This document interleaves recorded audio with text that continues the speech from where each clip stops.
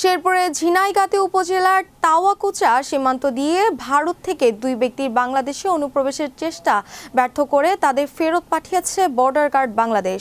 শেরপুর জেলা প্রতিনিধি মাহফুজুর রহমান সাইমন জানান, সোমবার সকালে তাওয়াকুচা বিজিবি ক্যাম্পেইন সংলগ্ন সীমান্ত এলাকায় ভারতীয় মানব পাচারকারীরা ওই দুই ব্যক্তিকে বাংলাদেশে পাঠানোর চেষ্টা করে। বিজিবি জানায়, ময়মনসিংহ ব্যাটালিয়নের তাওয়াকুচা ক্যাম্পের ক্যাম্প কমান্ডার হাবিলদার মুস্তাফিজুর রহমানের নেতৃত্বে টহলরত সদস্যরা সকাল ৯টার দিকে মেইন পিলার ১১৯৭ পাশ দিয়ে বাংলাদেশে প্রবেশের সময় তাদের আটক করেন। পরে তাদের ভারতীয় সীমান্তের দিকে ফেরত পাঠানো হয়। বিজিবি সূত্রে জানা গেছে, মানব পাচারকারীদের মাধ্যমে অনুপ্রবেশের চেষ্টা করা দুই ব্যক্তির পরিচয় নিশ্চিত করা যায়নি। প্রাথমিক জিজ্ঞাসাবাদে তারা নিজেদের যশোর জেলার বাসিন্দা বলে দাবি করলেও এই বিষয়ে কোনো সুনির্দিষ্ট তথ্য দিতে পারেনি। ওই দুই ব্যক্তি রোববার সন্ধ্যা থেকে কাঁটাতারে বেড়ার পাশে অবস্থান করছিলেন।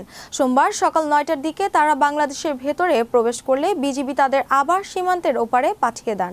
বর্তমানে তারা সীমান্তের নো ম্যানস ল্যান্ডের এলাকায় অবস্থান করছে বলে স্থানীয়রা জানিয়েছেন।